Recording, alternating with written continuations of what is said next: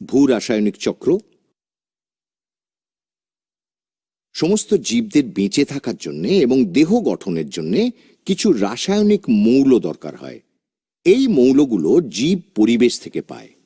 কিন্তু শুধু যদি এই মৌল জীবরা ক্রমশ নিয়েই যেত, তাহলে একসময় এই মৌল পরিবেশে ফুরিয়ে যেত।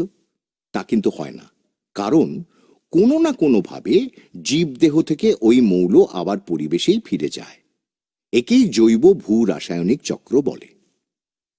যে চক্রাকার পথে জীবদেহ গঠনে প্রয়োজনীয় বিভিন্ন রাসায়নিক মৌল পরিবেশ থেকে জীবদেহে আসে এবং জীবদেহ থেকে আবার পরিবেশে ফিরে যায়, তাকেই জৈব ভূ রাসায়নিক চক্র বলে।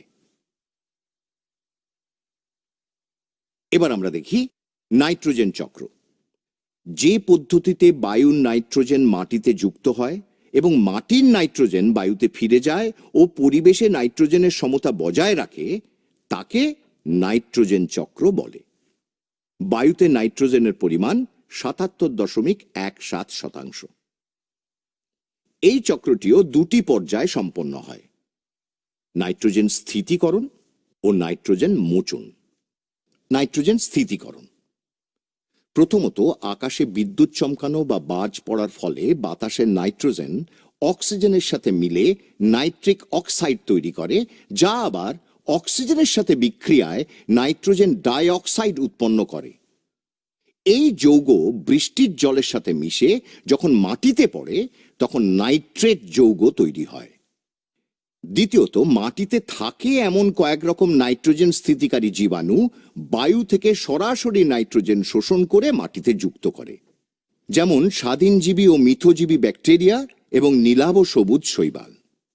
তৃতীয়ত, প্রাণীদের বর্জ্য ও রেচন পদার্থ এবং জীবেদের মৃতদেহকে বিয়োজকেরা বিয়োজিত করে অ্যামোনিয়া উৎপন্ন করে, যা পরে অ্যামোনিয়া নাইট্রিফাইং জীবাণু দ্বারা নাইট্রাইট ও নাইট্রেটে পরিবর্তিত হয়। নাইট্রোজেন মোচন মাটির নাইট্রেট যৌগ ডিনাইট্রিফাইং জীবাণু দ্বারা ভেঙে গিয়ে আবার নাইট্রোজেন তৈরি করে, যা বায়ুমণ্ডলে ফিরে যায়।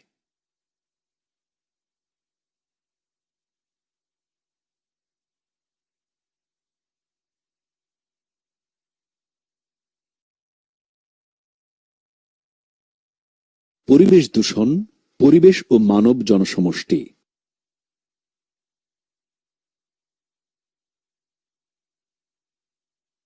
পরিবেশের ভৌত, রাসায়নিক ও জৈবিক বৈশিষ্ট্যের মধ্যে যে অবাঞ্ছিত পরিবর্তন জীবের জীবন ধারণকে ক্ষতিগ্রস্ত করে, তাকে দূষণ বলে।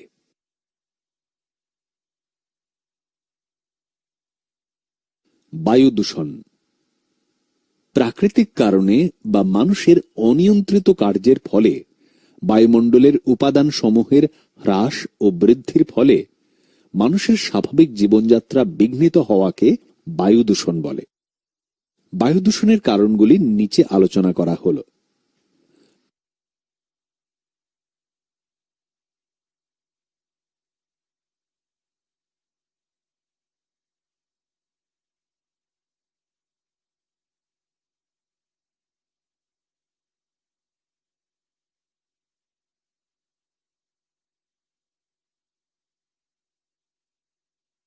বায়ু দূষণের ফলাফল।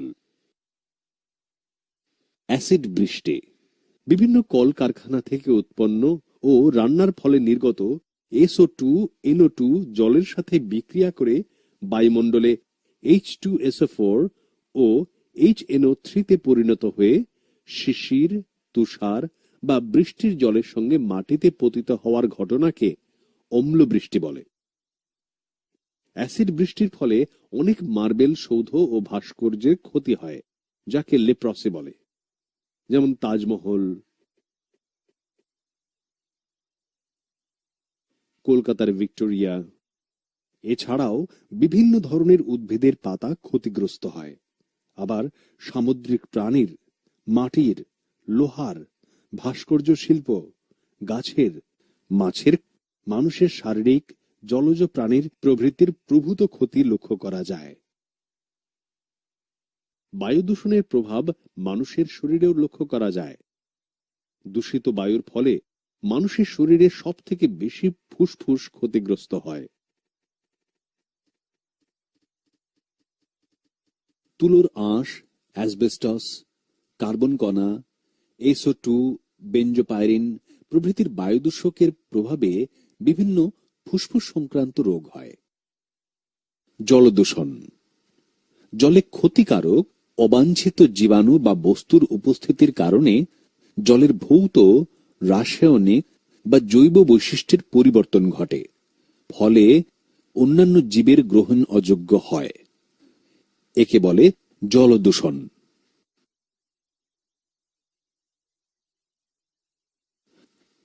জলদূষণের কারণগুলো নিচে আলোচনা করা হলো।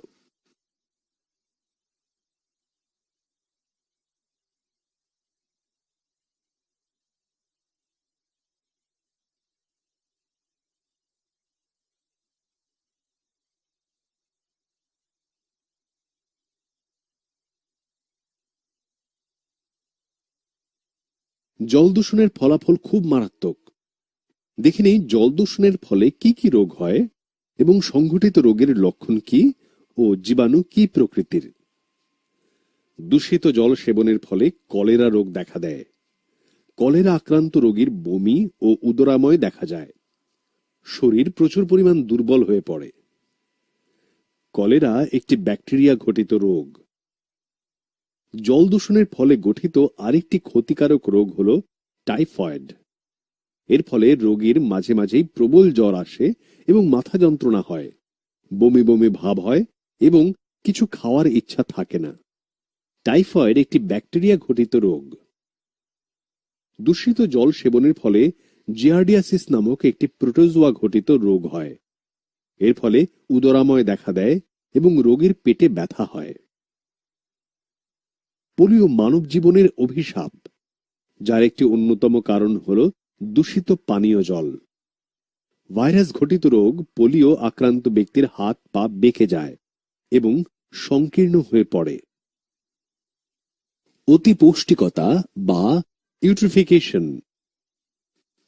জমিতে ব্যবহৃত ফসফেট সার, কাপড় কাচার ডিটারজেন্ট থেকে ফসফেট জলে মিশলে, জলাশয়ে আবর্জনা ফেললে, মাটি ক্ষয় পেয়ে মাটির উর্বর উপাদান জলে মিশলে ইউট্রিফিকেশন ঘটে। ইউট্রিফিকেশনের ফলাফল: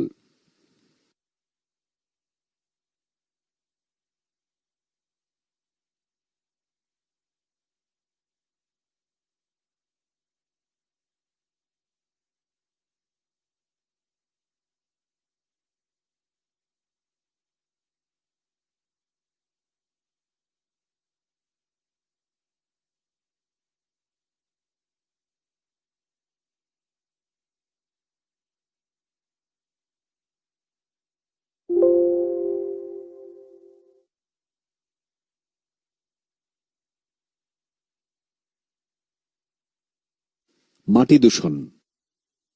অবাঞ্ছিত ক্ষতিকর জৈব ও রাসায়নিক পদার্থ মাটিতে মিশে মাটির স্বাভাবিক স্তর নষ্ট করে।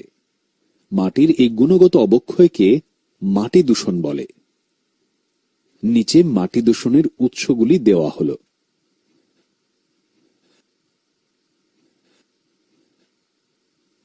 মাটি দূষণের ফলাফল: সালমোনেল্লা ব্যাকটেরিয়া টাইফয়েড রোগ, ভিব্রিও কলেরি দ্বারা কলেরা, এটামিক দ্বারা আমাশয় ইত্যাদি রোগ হয়।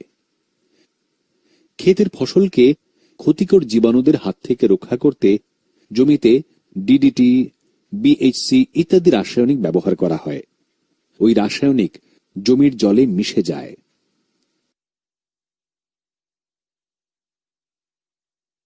শব্দ দূষণ। মাত্রাতিরিক্ত শব্দ বা সহনশীলতা অতিক্রমকারী শব্দ যখন শ্রোতার কানের পক্ষে পীড়াদায়ক, শারীরিক ও মানসিক সাম্যাবস্থার ক্ষতি করে, তখন তাকে শব্দ দূষণ বলে। শব্দ দূষণের কারণ: যানবাহন, বাস, লরি, ট্যাক্সি, মোটরবাইক প্রভৃতি থেকে বিকট আওয়াজ ট্রাফিক অঞ্চলে কিংবা রাস্তা সংলগ্ন হাসপাতালে কিংবা শিক্ষায়তনে শব্দ দূষণ ঘটায়। শিল্প কলকারখানা। শিল্প সংস্থায় সাইরেনের শব্দ, টেক্সটাইল লুম, নিউজপেপার প্রেস থেকে যন্ত্রণাদায়ক শব্দের সৃষ্টি, কল কারখানার গেটে মাইক লাগিয়ে মিটিং, এগুলি থেকে বিকট শব্দ, এ সমস্তই শব্দ দূষণের কারণ। শব্দ দূষণের ফলাফল: মানুষের ওপরে প্রভাব। কান। 100 ডিবির বেশি শব্দে দীর্ঘদিন কোনো শ্রমিক কাজ করলে সে ক্রমশ বধির হয়ে যায়।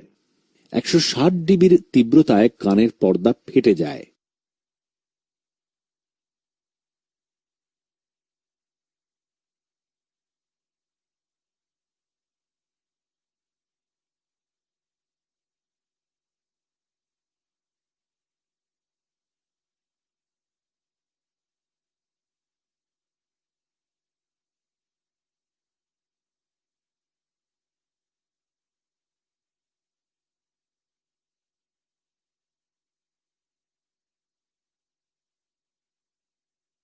হৃৎপিণ্ড।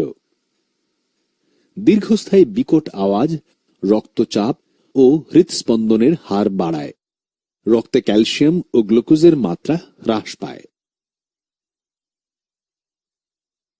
প্রাণীদের ওপর প্রভাব: প্রাণীদের ও পাখিদের প্রজনন হার কমে যায়, ফলে বিলুপ্তির সম্ভাবনা বাড়ে।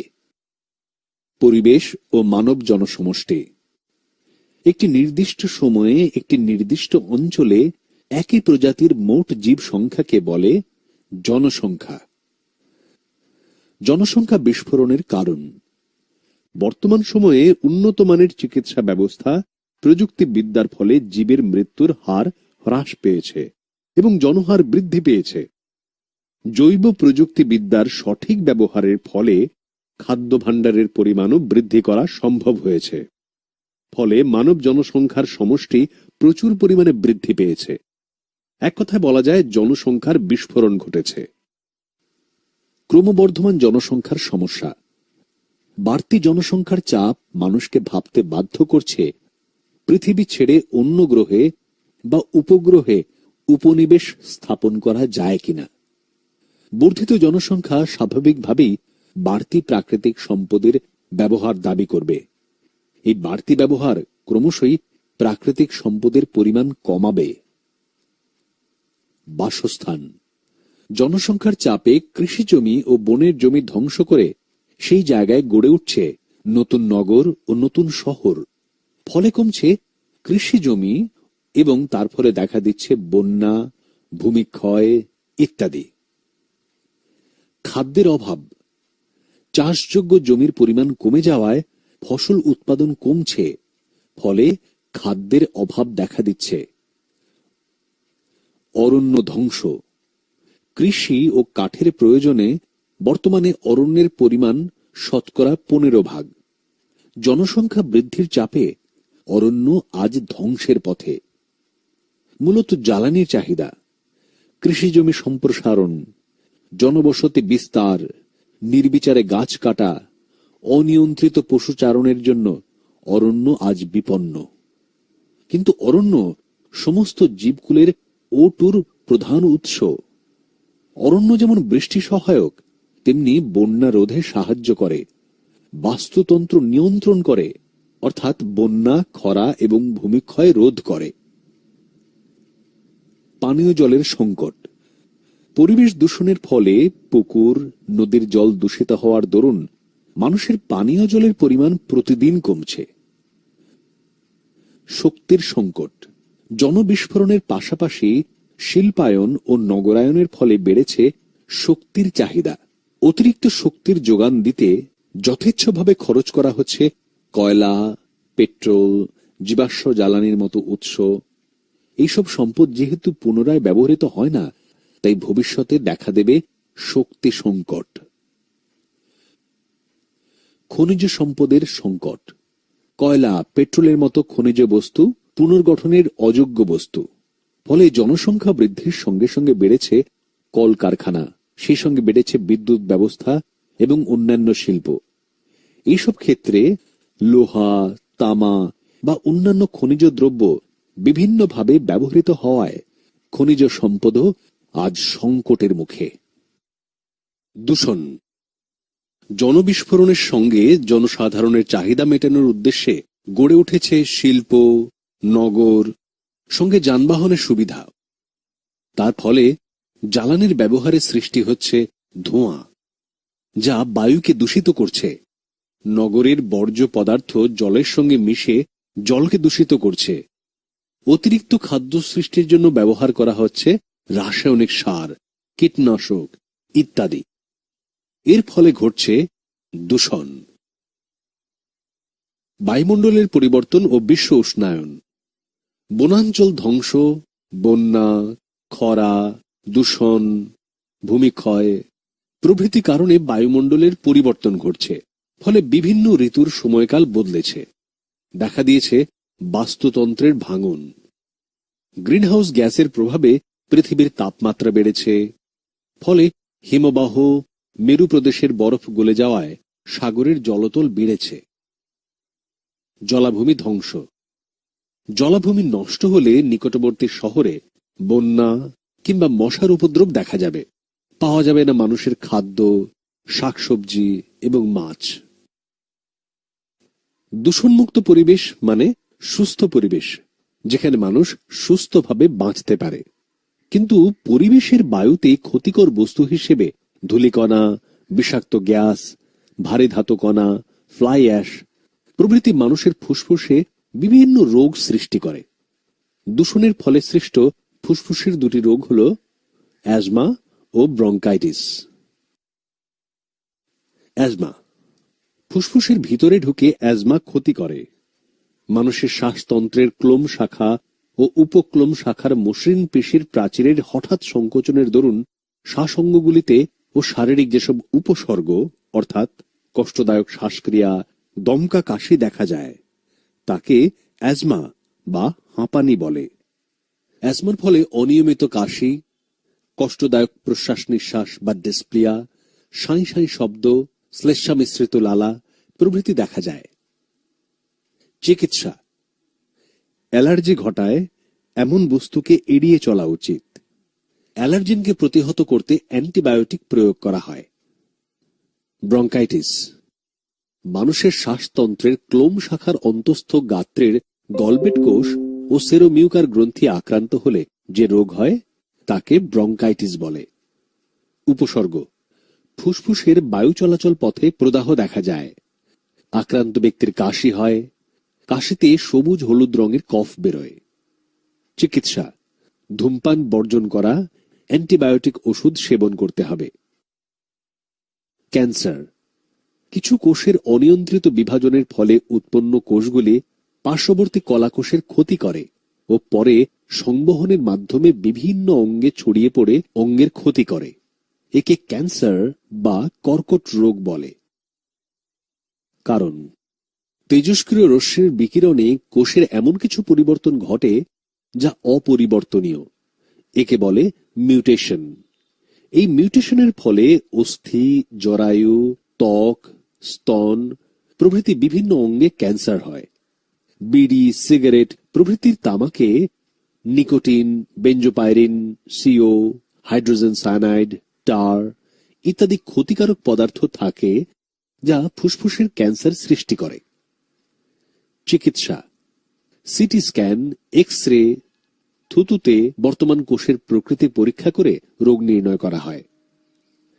ক্যান্সার রোগের চিকিৎসা পদ্ধতি সাধারণত 3 প্রকার: কেমোথেরাপি, রেডিওথেরাপি এবং শল্য চিকিৎসা।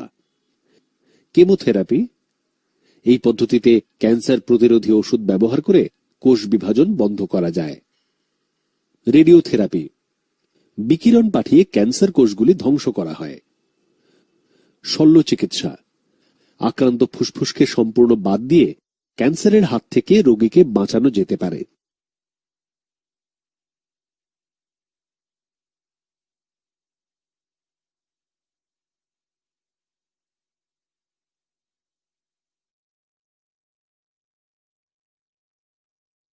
জীববৈচিত্র্য ও সংরক্ষণ।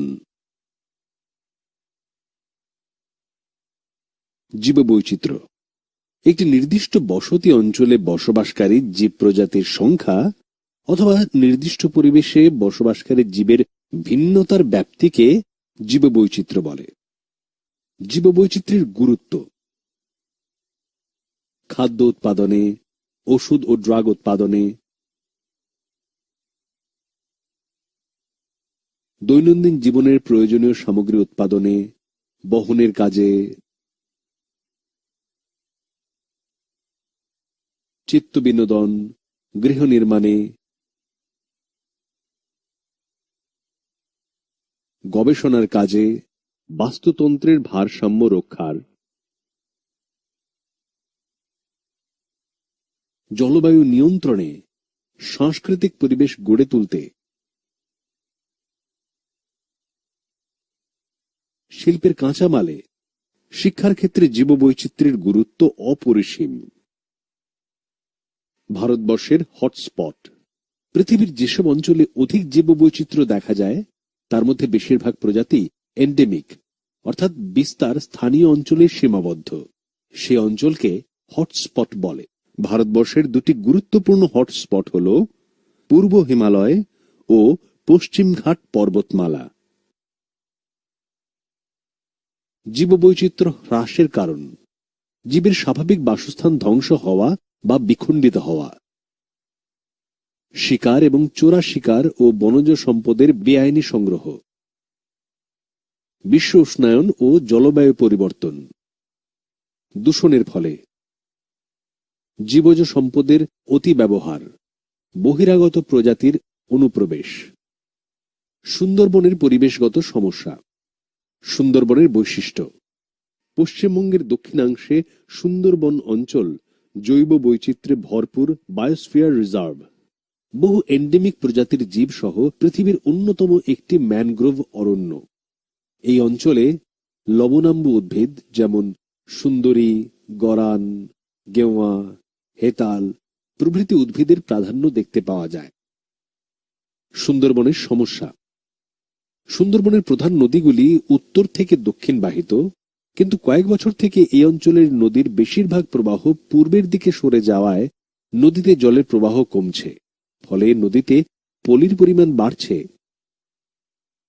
কিছু নদী যেমন মাতলা, সপ্তমুখী, ঠাকুরান সমুদ্রের জলের অন্তর্মুখী প্রবাহে পরিণত হয়েছে, ফলে নদীর জলে লবণের ভাগ বাড়ছে। পলি জমায় জোয়ারের সময় জলতল বেড়ে যায় ও বিশ্ব উষ্ণায়নের ফলে সমুদ্রের জলতলের বৃদ্ধি ঘটেছে, ফলে সুন্দরবন অঞ্চল জোয়ারের সময় ডুবে যাচ্ছে।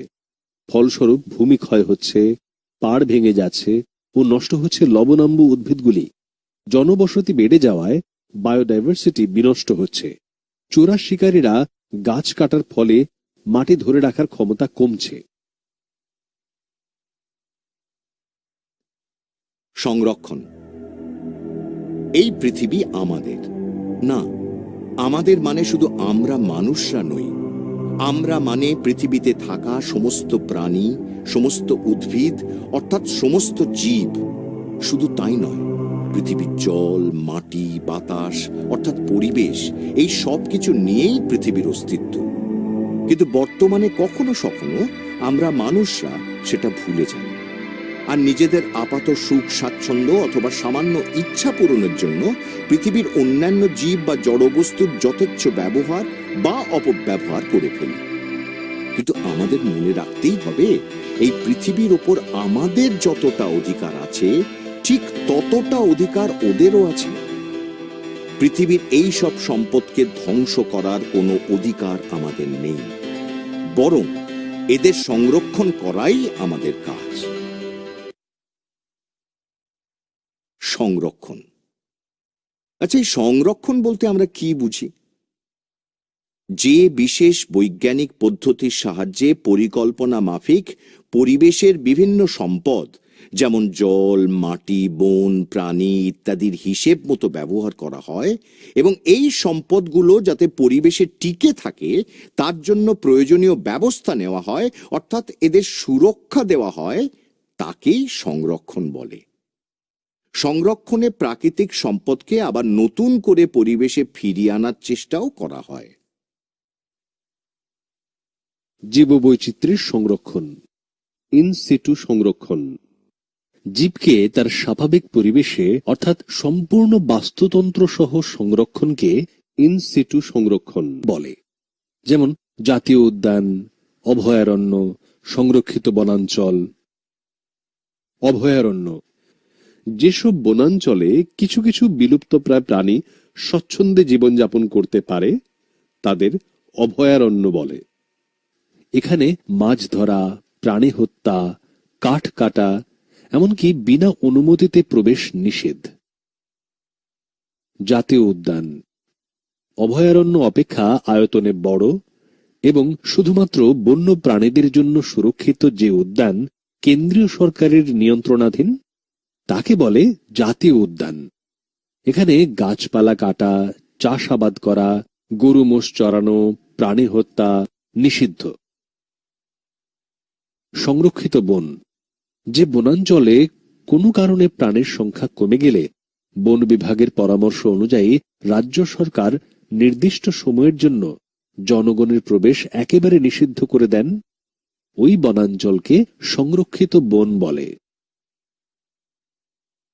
বায়োস্ফিয়ার রিজার্ভ বহুমুখী উদ্দেশ্য সাধনের প্রয়াসে সংরক্ষিত অঞ্চলে যেখানে বিভিন্ন প্রাকৃতিক বায়োমের জীব সম্প্রদায়ের সংরক্ষণের সঙ্গে সঙ্গে ওয়াইল্ড পপুলেশন ও ওই অঞ্চলের আদিবাসীদের জীবনযাত্রা ও কৃষ্টির সংরক্ষণ করা হয় তাকে বায়োস্ফিয়ার রিজার্ভ বলে।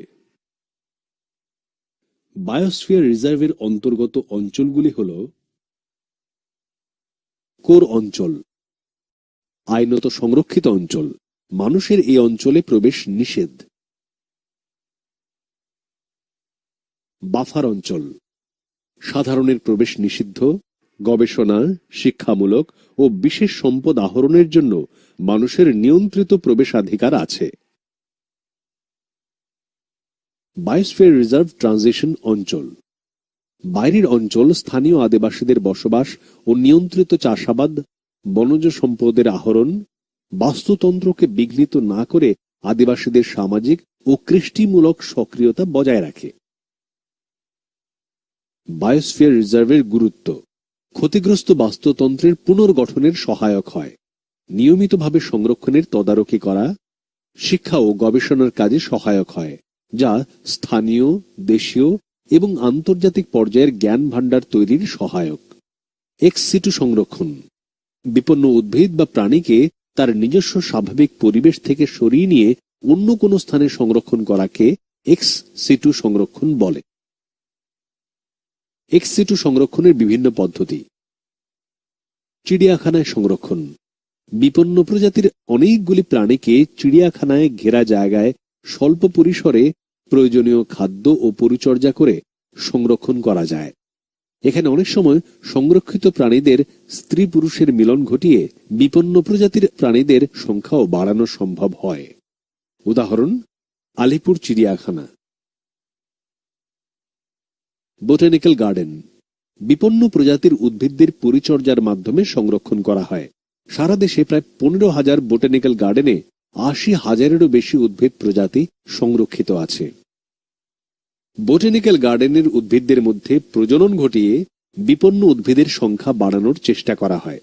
উদাহরণ: পশ্চিমবঙ্গের হাওড়ার শিবপুরে পৃথিবী বিখ্যাত বিজ্ঞানী আচার্য জগদীশচন্দ্রর নামে বোটানিক্যাল গার্ডেন। ক্রায়ো সংরক্ষণ: 0 ডিগ্রি সেন্টিগ্রেডের নিচে খুব কম তাপমাত্রায় কোষ বা কলা অথবা অঙ্গকে সংরক্ষিত করার পদ্ধতিকে ক্রায়ো সংরক্ষণ বলে। এর মাধ্যমে বিপন্ন কোনো জীবের ক্রোমোজোম তথা জিন সংরক্ষিত করা যায়। ভারতের কিছু বিপন্ন প্রজাতির প্রাণী ও তাদের সংরক্ষণ প্রকল্প। আচ্ছা, ব্যাঘ্র প্রকল্প সম্পর্কে কিছু জানা আছে তোমাদের? এসো এবার সেটা জানা যাক। স্বাভাবিক পরিবেশে বাঘকে বাঁচিয়ে রাখার উপযুক্ত অবস্থা সৃষ্টি করার জন্য ওয়ার্ল্ড ওয়াইল্ড লাইফ ফান্ড বা WWF এবং সরকারি উদ্যোগে যে পরিকল্পনা নেওয়া হয়েছে তাকেই ব্যাঘ্র প্রকল্প বা টাইগার প্রজেক্ট বলে। 1968 সালে বাঘকে বিপন্ন প্রাণী ঘোষণা করা হয়। 1970 খ্রিস্টাব্দে আইন করে ব্যাঘ্র সংরক্ষণ শুরু হয়। এর প্রধান উদ্দেশ্য হল বাঘের বৃদ্ধি ঘটিয়ে অস্তিত্ব বজায় রাখা, বনের বাস্তুতন্ত্রের সাম্য বজায় রাখা এবং প্রাকৃতিক সম্পদ হিসেবে প্রকৃতির সৌন্দর্য বজায় রাখা। বাঘ হ্রাস পাবার বিভিন্ন কারণের মধ্যে অন্যতম কারণগুলি হল চোরা শিকারীদের বাঘ শিকার ও চামড়া বিদেশে রপ্তানি করা, জনসংখ্যা বৃদ্ধির জন্য এদের বাসস্থান অর্থাৎ অরণ্যের পরিমাণ কমে যাওয়া, খাদ্য ও জলের অভাব ও বিভিন্ন রোগ বা মহামারী, এছাড়া প্রজননের ব্যাঘাত ও মানুষের উপদ্রবের জন্য বাঘের সংখ্যা উল্লেখযোগ্য হারে কমছে। বাঘ সংরক্ষণের কয়েকটি উপায় হিসেবে বলা যায়, বাঘেদের জন্য নির্দিষ্ট এলাকা তৈরি করে উপযুক্ত বাসস্থান তৈরি করা, আইন প্রণয়ন করে বাঘ শিকার বন্ধ করা, যথেষ্ট খাদ্য, জল ও ওষুধের ব্যবস্থা করা এবং নিভৃত প্রজননের পরিবেশ সৃষ্টি করা। ভারতবর্ষের ব্যাঘ্র সংরক্ষিত অঞ্চলগুলি হল করবেট, রণথম্বর, পালামৌ, সুন্দরবন, মেলঘাট, কানহা। সিংহ, গির সিংহ প্রকল্প বা গির লায়ন প্রজেক্ট। উদ্দেশ্য: গির সিংহ প্রজেক্টের উদ্দেশ্য ছিল এশিয়াটিক সিংহের সংখ্যা বৃদ্ধি। গন্ডার, গন্ডার সংরক্ষণ প্রকল্প। উদ্দেশ্য গন্ডারের সংখ্যা বৃদ্ধি। কুমির, ভারতীয় কুমির প্রজনন প্রকল্প। রেড পান্ডা, রেড পান্ডা সংরক্ষণ প্রকল্প। WWF ইন্ডিয়া এবং এনভায়রনমেন্ট অ্যান্ড ওয়াইল্ড লাইফ ম্যানেজমেন্টের উদ্যোগে এই প্রকল্প শুরু হয়।